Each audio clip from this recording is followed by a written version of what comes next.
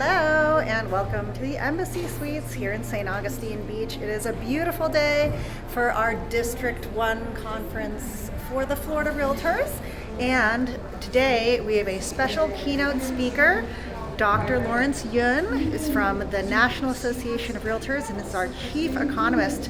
So here is his interview. Mortgage rate. It came about from the oil price shock of the 1970s. Back in the early 1970s, the Arab OPEC country essentially said, no more oil selling to Western nations. Don't send it over to America, don't send it over to Europe, don't send it to, say, Japan, Korea. So oil price shock. Oil price shock back in the 1970s would be much more sharper compared to what you see today. It was quadrupling in the prices, which led to the long line at the gas station. Some of the younger people never experienced it, but you saw in the textbook or maybe on some video, people standing in a line in the gas station. I remember my parents, when they went to the gas station, the gas attendant said, sorry, you came on the wrong day. Look at your license tag. It has an even number. Today's an odd number day. You need to go back home. Because to lessen some of the lines condition, now today we have vanity tags, so there's no number, but back then everyone had a number. So odd number day, even number day. And oil price shock led to a decade of high inflationary pressure. Something was not right. And the Federal Reserve essentially said, we have to break the inflation cycle. And the only way to break it is to drastically raise interest rate. It will be a short-term pain, but after the short-term pain, America will see economic prosperity. So oil price shock, 18% mortgage rate, recession, and in fact, the Federal Reserve at that time, they opened their postal mailbox and it was full of keys, house keys. Essentially, the realtors and home builders sent the keys over to the Federal Reserve to say, look, I'm not finding any buyer of the home, so you might as well keep the key. Symbolism. So they sent a huge number of house keys to the Federal Reserve, 18% mortgage rate in a business, very, very difficult environment. But then it actually broke the inflationary pressure. And once the inflationary pressure disappeared, mortgage rate began to come down. And we had decades of mortgage rate trending down from 18%, 10%, 8%, 6%, even before pre-COVID 2019, mortgage rates were around 4.5%. Well, we had the oil price shock this year, but we're not seeing 18% mortgage rate, we're not seeing even 10% mortgage rate, or even 8% mortgage rate. But it is a little bit higher compared to before the oil price shock that happened in February. But with a negotiation possibly happening, maybe the mortgage rate can go back down to pre-oil shock period, which was mortgage rate averaging at 6%. 6% mortgage rate back in February would be the lowest rate in about 4 years. So from consumer's perspective, your client's perspective, 3% rate, 4% rate of the COVID era. It's not going to happen. But 6% mortgage rate, the lowest in 4 years, after having experienced 8%, 7%, that looks to be pretty good. In fact, when we do the analysis, statistical analysis, we find that much more people can qualify to get a mortgage at 6% compared to, say, 7% just 1 year ago. And we should anticipate more buying activity. But the oil price shock happened and the mortgage rate went up from 6% to 6.5%, but maybe it will come back down towards 6%, assuming that there is a negotiation occurring. Maybe a couple of months ago, we were talking not about negotiation, but perhaps total capitulation by Iran, or perhaps some kind of democratic revolution in Iran. But it looks like at the moment it's going to be more of a negotiation to get the oil tankers flowing again. So we do have economic uncertainty, and because of economic uncertainty, one of the questions that is often being raised is whether we will face economic recession. There are a lot of moving parts here. Geopolitics, oil, stock market. At the the initial moment of the oil price shock back in February, we had a stock market correction. And you look at today, it is a record high stock market. When you have a record high stock market, there's no economic recession. It will just unprecedented to have economic recession when the stock market is hitting records, and definitely Florida will be one of the beneficiary of the stock market boom because we see the vacation home purchase, second home purchase generally rise when the stock market rises on the upper plus segment. You have the extra cash, and maybe you want to have that second or third property. Housing wealth is nationwide pretty much at a record high. I know that condominium prices have come down in Florida, but again, sort of temporary price decline. And even in some areas like Tampa, Orlando, Miami, they have seen some price decline somewhat. Single digit is not likely anything like 30%, 40% price decline. But this is aftermath of a huge price run-up that you experienced during the COVID years. So it's just minor, a slight decline. Job market is clearly signaling that the economy is not in a great shape. Stock market booming, but the job market is not necessarily in a good shape. The consumers are expressing unhappiness, not just a subjective, you make the official survey measurement, it shows unhappy consumers, and consumers are actually beginning to default on some borrowed money. Not on mortgages. Mortgages, for the most part, people are paying on time, but other borrowed money, people are beginning to default. So let's look at all this sort of cross currents that's happening in the economy. So this is the oil price shock, and maybe it will soon dissipate. And at least today, oil prices appears to be going back down, not back to what it was, but at least it is beginning to trend down. And maybe this will help on the mortgage rate condition. But the reason why we will not see 18% mortgage rate like it did back in the 1970s period is because America is energy independent. We are energy independent, producing so much oil that we are actually having a surplus, so we can actually export. I mean, currently, Exxon, Chevron, and other oil companies, they are private companies. So if Singapore is saying, look, I want to pay a high price for oil, Exxon and Chevron have the right to sell it to Singapore and not to American consumers. So they do have that right. But still, the fact that America is massively producing energy, this is leading to the mortgage rate shock of very, very minimal consequence this time around compared to 1970s condition. Now, I know that in Florida, we have wonderful beaches, and every locality should have their own say about the direction of the, say, oil production and such. Panhandles, the Emerald Coast, just beautiful beaches.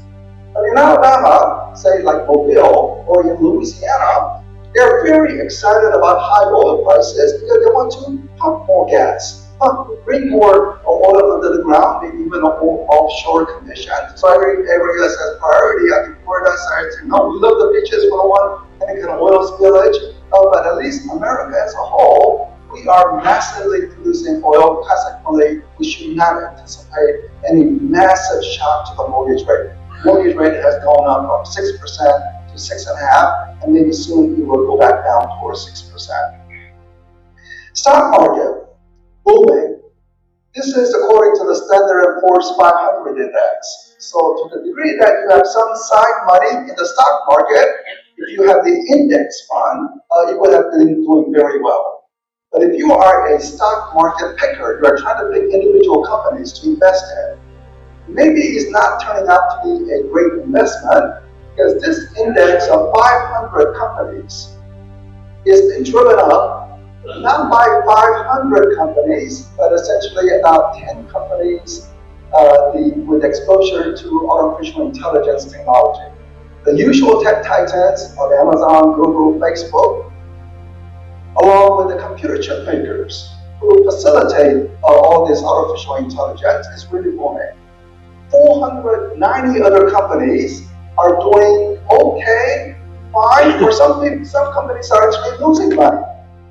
But it's only the 10 companies really driving up this index. And some people are wondering whether artificial intelligence, which we are beginning to utilize in our business, but can it turn a massive profit in future years for companies investing in artificial intelligence?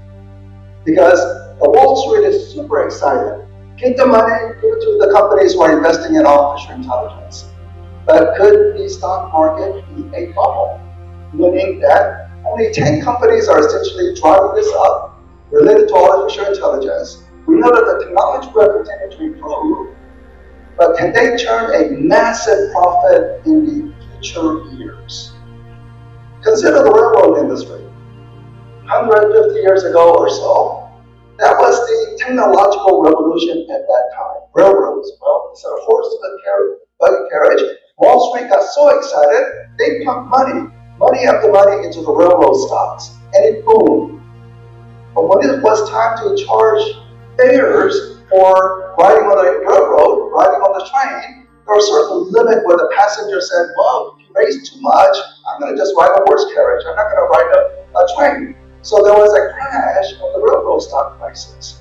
But the technology of the railroad continued to advance. Even though the profit did not really play out, artificial intelligence technology will continue to advance, but can they turn a massive profit in the future? Well, stock market, bubble, not a bubble, no one can really say. In fact, Alan Greenspan, previous Federal Reserve Chairman, never asked me that question. Is it a bubble or not? Because you can never tell. You can only know in hindsight. Well, we have to wait and see whether the companies can turn massive profit in the future from artificial intelligence or not. But interesting thinking among Wall Street analysts is the following. If there was to be a stock market correction tomorrow, next month, no one would be surprised. So that's the mindset. No one knows if it's a bubble or not, but if there was to be a stock market correction, no one would be surprised. So it's a very interesting dynamic condition. But from the economy perspective, record high stock market, absolutely no chance of economic recession condition. Now, consumer sentiment is telling a different picture. This is according to the University of Michigan Consumer Sentiment Index, and it is the lowest since long time ago, or possibly the lowest ever. And what I found interesting about this chart is the following. What's in the middle of the graph? 2008-2010 period. Massive foreclosure crisis. Florida, ground zero for foreclosure crisis. Today, we don't have foreclosure crisis, yet consumers are expressing as if we are in a similar condition. Back in 2008-2010, we were in a great recession where 8 million people lost jobs. Today, the job market is not strong. The job market is not losing 8 million jobs. So somehow the consumers, even though the economy is not in a recession, we don't have foreclosure crisis, they are expressing as if we are in similar foreclosure crisis type of situation. I wonder whether this is related not to economic questioning. The questioning has never changed. But the responses, or people are giving, is it good, bad? Maybe people are just expressing their political views rather than their economic views. Because one thing that has changed from 2008 to today is we have wide usage of social media. The social media companies, when they make money, if more people are engaged. And how do they make money? Well, you just put a thumbs up on one news item, and before you know it, algorithm takes over, and they're going to constantly teach you the similar messages so you stay on the social media for longer, which means that if you are Republican or Democrat, today, essentially you are viewing the other political party as evil, the other political party as trying to destroy the country. And since you're viewing it that half of the country, half of the nation is trying to destroy the country, you don't have an optimistic view about the country. Maybe this is a reflection of that. Because economically, we don't have foreclosure. We are not in a recession. Stock market is booming, yet consumers are expressing as if we are in a terrible condition. So one wonders whether this is a political expression rather than economic expression, even the questioning has not changed. But we do see some economic stress appearing in the marketplace. How long delinquency rates rise? credit card delinquency rising, student debt, which had been close to zero when for a couple of years the government said you don't have to repay. Well, technically, legally, zero default rate. Now they have to repay, and they are 6% they don't have the money to repay. So clearly, there's some economic distress happening in the country. Even though stock market again is booming, we don't have a massive job losses yet. Consumer sentiment is weak, and we're beginning to see some increase in delinquency. Now, the mortgage delinquency. Some of the real estate articles, they say, oh, the delinquency has risen by 40%. Probably true. But compared to what? Compared to super old condition of last year. And it is still below pre-COVID levels. So one can say that delinquency rates are rising. Pre-COVID, it was very low delinquency, and we are still below pre-COVID delinquency activities. In large loans, similarly, people are maybe extracting some of the cash out of their huge built-up in housing equity. Well, they are still repaying back whatever they are borrowing from their housing wealth. But given that there are some economic distress in the marketplace, Federal Reserve did begin to lower interest rate from last year. Three times rate cut. This year, there was some question about when the Federal Reserve will be cutting in more interest rates. But that was before the oil price shock. From the oil price shock, the possibility of a rate cut disappeared, with some indicating we need to raise interest rate. But I still put a blue arrow forecast for some rate cut, maybe very late this year, maybe November, December time. One of the reasons is, again, oil price shock disappeared. There's a negotiation, oil tankers close out, and the Federal Reserve do not see inflation until maybe they cut interest rate. The other possibility is there is a new Fed chair, Federal Reserve Chairman, Kevin Walsh. So he's in his new job, and he was appointed by President Trump. I don't know what took place during the private interview during the nomination process, but it is very well possible that Kevin Walsh may have said, the new Fed chair, he may have said, there's little room for interest rate cut. And President Trump immediately got excited to say, you got the job. Well, if you read the reading of Kevin Walsh, he is a big believer in artificial intelligence. He will not say whether we are in a stock market bubble or not, but the technology of artificial intelligence, he is a big believer. This will greatly enhance worker productivity all across America.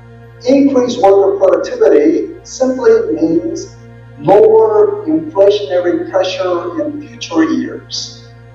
And if the productivity advances with low inflationary pressure in the future years, the Federal Reserve's job is not to be behind the curve. The Federal Reserve should be ahead of the curve. In other words, if artificial intelligence, worker productivity, low inflation in the future, Federal Reserve can cut interest rates today. So that will be his mindset. He is just the one vote out of, say, 10 people who are voting, so he would have convinced other people. But once the oil price shock disappears, maybe the discussion that takes place within the Federal Reserve is about worker productivity advancement from artificial intelligence and whether that will happen. Again, separate out artificial intelligence, worker productivity advancement from the stock market. Stock market is completely different. We know that the technology will advance. The key question on the stock market is whether they're going to turn massive profit in the future or just a normal profit. It's just normal profit, anticipate some stock market correction to happen. At the Federal Reserve, I think they may be in a position, especially with the oil price shock dissipating, to cut interest rate later this year. But we have been in the real estate industry for many, many years. And we know on the day when the Federal Reserve cut interest rate, mortgage rate does not necessarily decline. In fact, it may actually increase on the day Federal Reserve cuts interest rate. So here's the two graphs together.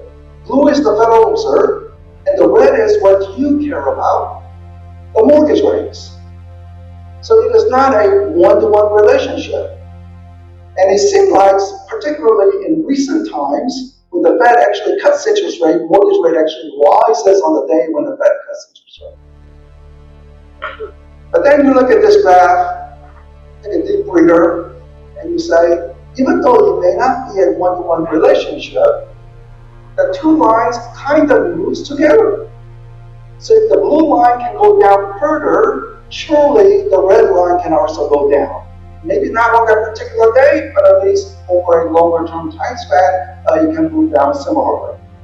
I'll put that little circle at the end on the red part to indicate oil price shock. But again, if that disappeared, again, what it was, look at what it was right before that. And if the blue line was to go down in the future, just consider how the red line would move.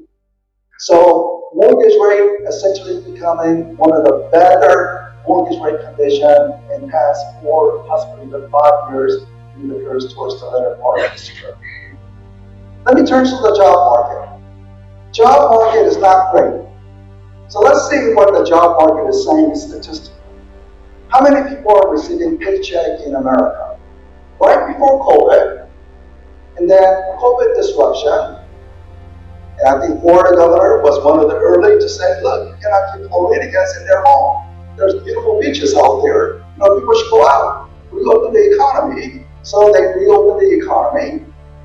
Pennsylvania, that was the last state to reopen. Pennsylvania Realtors, I remember, that was constantly at the governor's the desk to say, please let us do open houses. We'll open the window. We have all this, detergents and other things to do. But Florida versus Pennsylvania, I think the gap timing was like 4 or 5 months. So when we were out and about, Pennsylvania was locked up for another 4 additional months and not able to do open houses. So when you see housing statistics in Pennsylvania, it looks crazy. Like, you just shut down and it remained shut down for like 4 months condition. But nationwide, as more and more states reopen its economy, more job, such that today we have 6 million more people receiving paycheck compared to pre-COVID condition. Record high employment condition. If you believe people with job, the American dream should be owning a home. Record high number of jobs should translate into record high number of home sales. And you look at the home sales statistics and say, no, that's not the case. Well, home sales went through some fluctuation. COVID, low interest rate environment, frenzy condition. Then when the interest rate went up to 8%, it completely stopped the market. And then we have 2 years of very low inventory condition. Now, Florida, unfortunately, you are seeing more inventory. Many other states are not, but you are beginning to see more inventory condition. But the conditions of affordability was very, very challenging. So you can view the job number as it relates to home sales as potential home buyers who could enter the market assuming the affordability conditions begin to improve, especially when the mortgage rate goes down. So if the mortgage rate goes down, with record high number of jobs, but steadily, we should be reaching a new record high home sales, even though it's not occurring now. Maybe it will take some time to get us there, but view it as a potential housing demand. Same job figures, I'm going to put it a little differently, because constantly you are hearing about softness in the job market. So let me go to the prior chart. So you don't see the softness in this, but the same statistics displayed differently. Rather than total number of paycheck, how many new paycheck are we adding to the economy? And as you can see, some months positive, other months negative. We're circling near zero for the past year at a time when we have a fresh number of people who are graduating from college, fresh number of people graduating from high school, and we're not consistently adding to the job. So this is the softness in the job market. So we are at a record high, but we are not growing very, very fast condition. But the reason why we're not having a robust job market growth is because we have very unique issue in the current economic situation that we have not faced before. One is, I'm from the DC area, and I clearly see it in DC, slashing away of the federal government employees in the belief that there's a lot of wasteful government spending. Government spending leads to people who want to commit fraud, and we have to slash it away. So one uniqueness of the current weakness of the job market, you can say it's purposeful. To say slash away the government staffing, so you are slashing away the government staffing, is making the job numbers slightly softer as a result. But there is a second additional new element in the current economic cycle for the labor market, in addition to the federal government slashing away, which is this: net unauthorized immigration into the U.S. Essentially, people crossing the southern border without papers. You see a surge in the President Biden. Today, the number is actually negative, to imply that southern border is effectively shut down, no one can cross it. Furthermore, there's some degree of self-deportation and the operation of the ICE, which I think the Americans are debating about. People who have been in the country 10 years, never committed a crime, constantly working in the construction, working at a hotel as a cleaner. You knock on the door to say it's time to go out. I think Americans are debating that, but just look at the statistics. What you are seeing is there is a net negative unauthorized immigration. To essentially say that any job that is open will go to the people in the country and not for people who are crossing the southern border. So why is the job market weak? And say there's two unique elements in the current economic cycle: federal government slashing away, and the southern border effectively locked down. But we also know that the private sector is also weak. FedEx announcing 20,000 layoffs, banking industry not wanting to hire people. So we also know that private sector is also seeing some of the weakness. But there are special two unique factors present in this economic cycle that was never present in prior condition. Immigration situation of people without the documentation, along with the fact that federal government slashed away. President Trump, he does not like people crossing the country without documents, but President Trump is very welcoming for people who are willing to invest $5 million on a golden visa, or whatever the price tag is. So certainly Floridians, or at least the Florida, will be one of the top attractors for people, foreigners who want to get that golden visa to buy property in the U.S., but apparently that program is not getting too much attention. Right now, the number is barely visible. It's only like 100 people who have applied for the golden visa situation. But the job market is soft because of the immigration policy, along with the fact that the federal government is slashing away. And then you ask, which sector is constantly generating jobs? So if your sons and daughter graduating from college or graduating from some technical school with some healthcare skills, nursing and others, you see that the job growth is continuing to rise. Job market, not super strong, but then you walk the downtown of St. Augustine or downtown anywhere, and you're finding help wanted signs. So you say, well, if the job market is soft, why are there all this help wanted sign? Because unemployment rate is very low. So again, uniqueness of the current job market. Job gains are sluggish for the reason which I stated, and we still have labor shortage.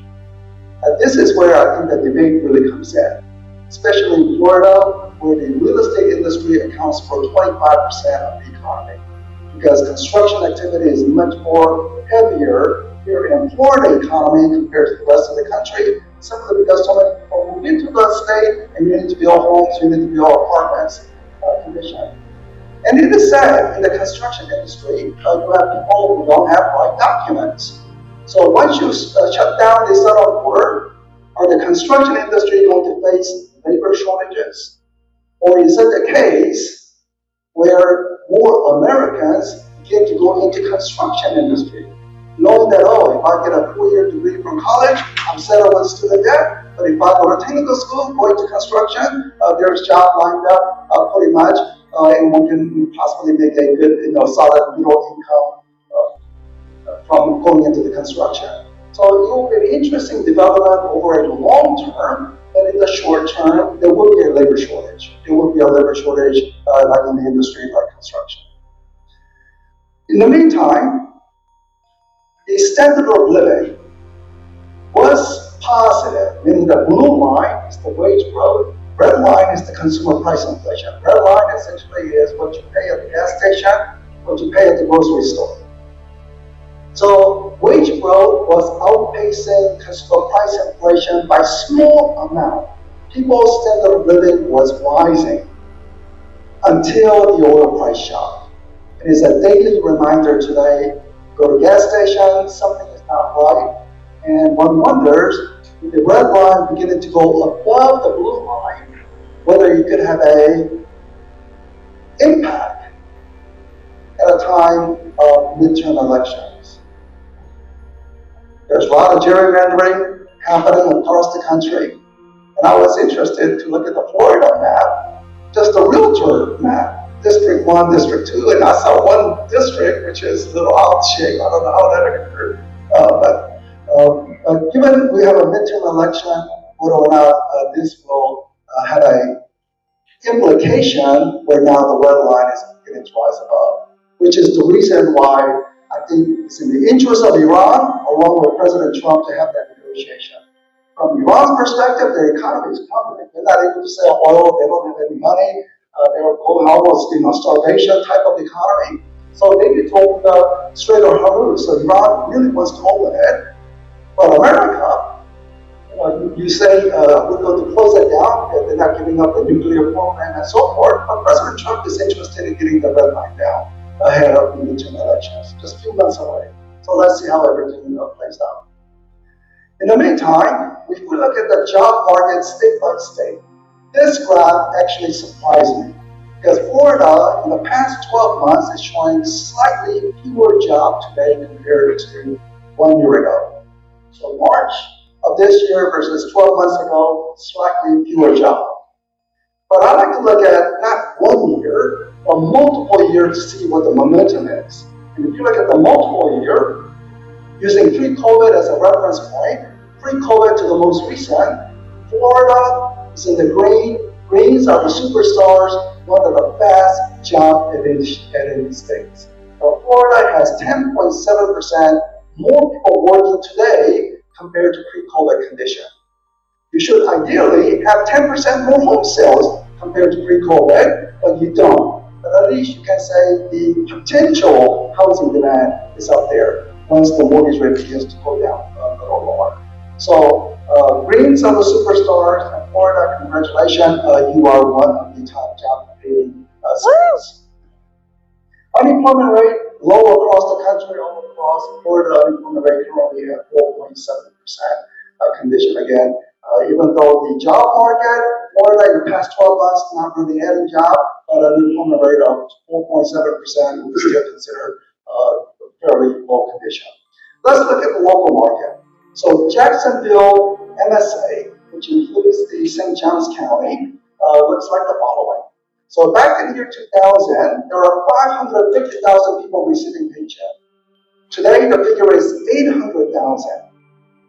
So that is a 44% growth, one of the fastest in the country, And it is worthy with such a fast job growth to have the NFL franchise. So if you have an NFL franchise where where to expand, naturally they see Jacksonville rising, so they say, there should be a football team down there. And if you're wondering where the next NFL franchise expansion could be, I think it probably should be including like Raleigh, North Carolina, Chicago, Virginia. It's very similar to what you see here in Jacksonville. Now, I did not really know, this is just completely my fault, because the staff here sent me all the county that covers District 1, but I see the county, not the city name. So I did not include Gainesville, but if I had included the Gainesville figure, it would look something like this with a one-step slope. So Jacksonville MSA, which includes the St. Augustine area, this is a 44% growth over the past 25 years. Gainesville, 33%. By American standard, that is super high. but it is one step slow compared to what's happening here in the Jacksonville along the ocean area. So you see, again, a very strong potential housing demand developing. And Florida overall was like following. And in fact, this graph I stretched out all the way to 1950, before you were born, just out of curiosity. Back in 1950, there were only 1,000 people with jobs. Today, it is 10,000 people. But consider, stretch this data out for the next 50 years, what it will be. And you are wondering, is the real estate prices currently very high? Should hesitate to buy? Or if you're looking at the long term, pass on to the next generation? Well, just consider what the real estate prices in Florida could be over the next 50 years. So I may be wrong over the next year or maybe the next 2 years, but just consider what the real estate prices could be over the next 50 years as you're thinking about possible generational wealth transfer. So let's quickly look into the real estate market. This is an ugly chart. This is actual home sales, realtors, business activity. So home sales activity, the first set of the red bar is during the foreclosure crisis, low home sales. The second set of red bar is recent 3 years, historically low.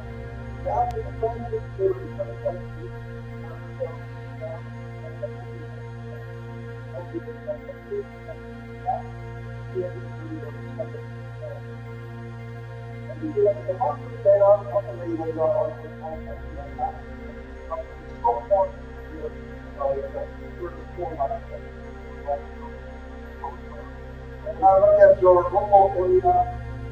And the last one is showing the picture. So this is showing from single family compared to 1 year ago. The home sales increased from 6.9. Is that correctly 1/4? How old are you on that?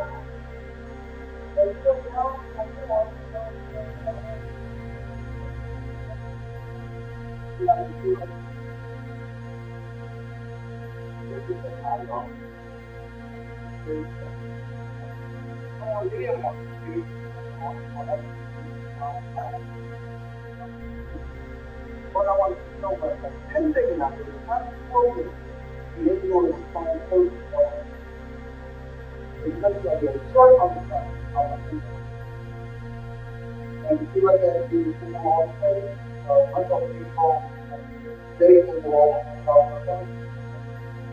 so here in this one, and not really to Republican, but it's up to African. Not in this one, how come is really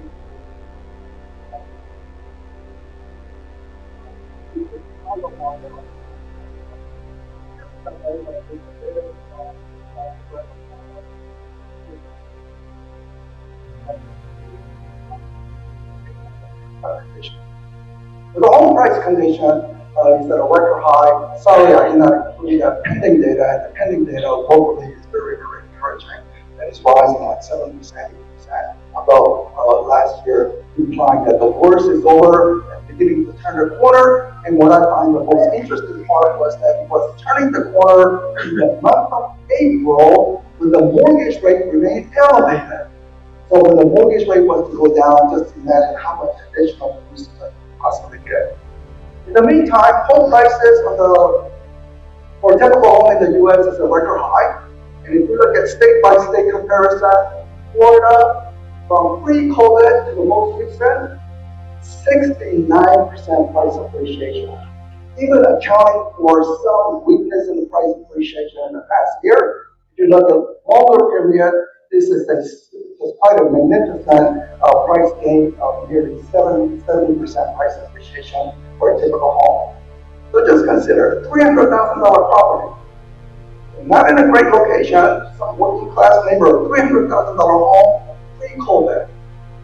Today, it will be worth almost $500,000. $300,000 to $500,000 possibly. How do you get that $200,000 wealth gain? For people who have to save money by putting into the bank, that is very impossible. Their houses did it. Their house provided that wealth gain from pre-COVID to today. If we look at not the home sales transaction, but the dollar volume activity is actually right now above pre-COVID for some of the large brokerages. And you say, well, transaction is not happening, but why is the dollar volume up? This is essentially being driven up by the prices. Price gain has really provided that dollar revenue condition. And also remember that when we take a survey of Realtor members, around 40% of our members, this is my timer to say I can hurry it up. That's finished part. So this is showing that 40% of agents do have second property, investment property. So even though their commission income over the past 2 years may have been very difficult, but to the degree that they had an investment property, if they need to sell it, at least they can sell it and knowing that there is some financial backup situation. For people who don't have investment property, of course, commission income is low, they don't have investment property to turn into. Investment property returns, rental income. Some people really make some money from rental income, above the mortgage payment that is required. Other people barely make it through. It was interesting about the squatter situation that Joel discussed, or was it Trey who discussed in part? Because I was speaking to Maryland Realtors about a month ago. The number one state issue in the state of Maryland is squatter issue. Somehow, or squatting on property, people somehow get into the building, empty building. I don't know how they were able to do it, but once they're in, it is impossible to move out. And when I look at the local area, of course, they've been impacted by the federal government employment cuts and so forth. What I find is that, interestingly, Maryland is suffering much heavier job losses compared to Virginia. So in Virginia, and Virginia suburbs, the same area, at least they enforce that, people, this property is not yours, you have to get out. So at least they enforce it. So one thing that I'm trying to do a little more research is that if you allow squatters to do what they want, there's other ways to help out. If you let the squatters in, it's going to hurt the local economy. Any small business owner look at that situation and say, no, I'm not going to start my small business in that area where they refuse to use that squatter. So even though the business may not be related to the real estate, they will stay away in any places where they don't respect the private property rights. So Maryland could actually be hurting other hardworking Marylanders trying to find jobs because they are allowing the squatters to maintain conditions. So it's somewhat backfiring. But realtors who do have investment property, hopefully they don't face the squatter issues, and at least they can sell the property at a much higher prices. And the wealth difference, I think this graph is most popular among the first-year realtors to use with their clients. They're quite shocked, quite surprised by this difference. Wealth of a typical homeowner versus typical renter, it is massive, which I think you are all familiar with. But just updating the data based on the home prices, how it's moving, I think it can be another 16,000 gain for typical homeowners. So huge gain for homeowners. And luxury properties has done much better compared to other price points, just because stock market has been booming.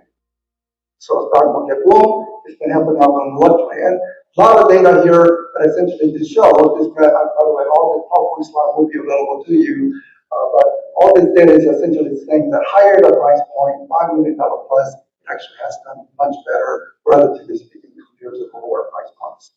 But one issue that we are pushing in Washington, and I know that some of you will be coming to Washington in a couple of weeks, along with other 8,000 realtors across the country, to speak with your elected members of Congress. And one of the issues that we'll be asking is to raise the capital gains exemption.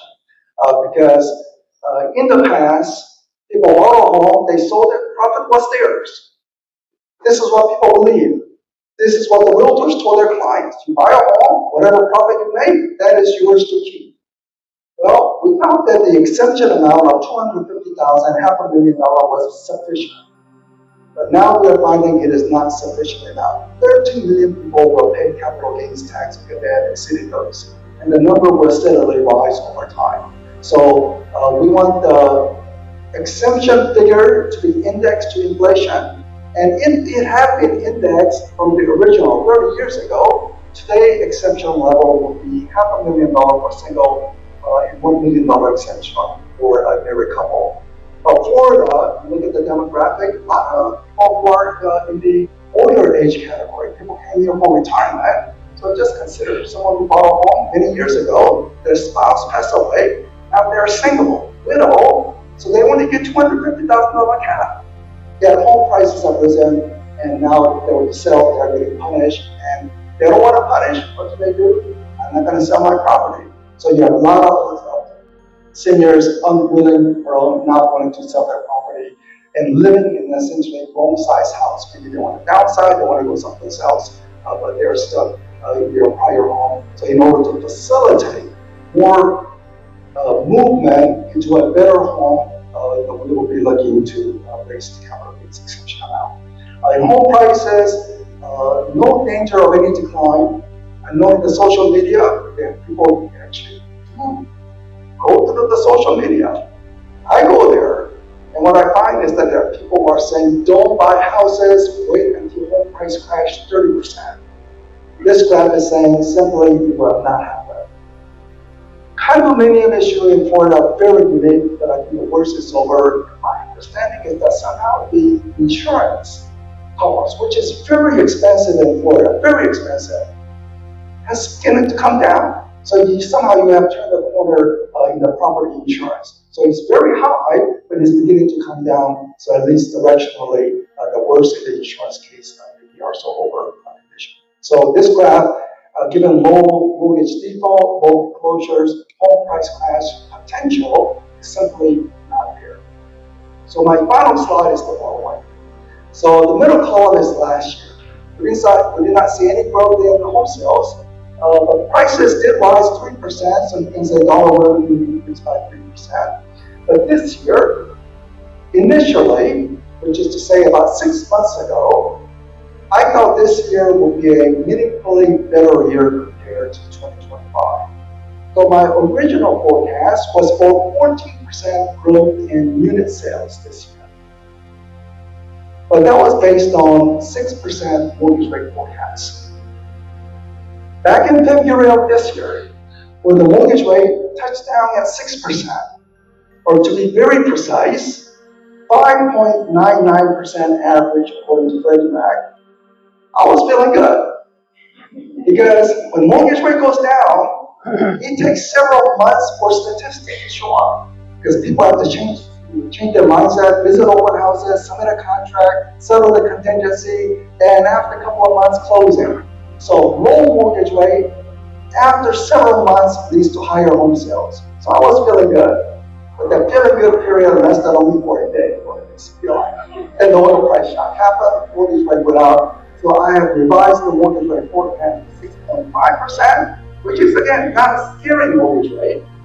But I think it's sufficient to still get us about 4% increase in home sales this year. We're already seeing double-digit unit sales increase in South Florida. Maybe that trend will begin to go into Mid-Florida and steadily come up here.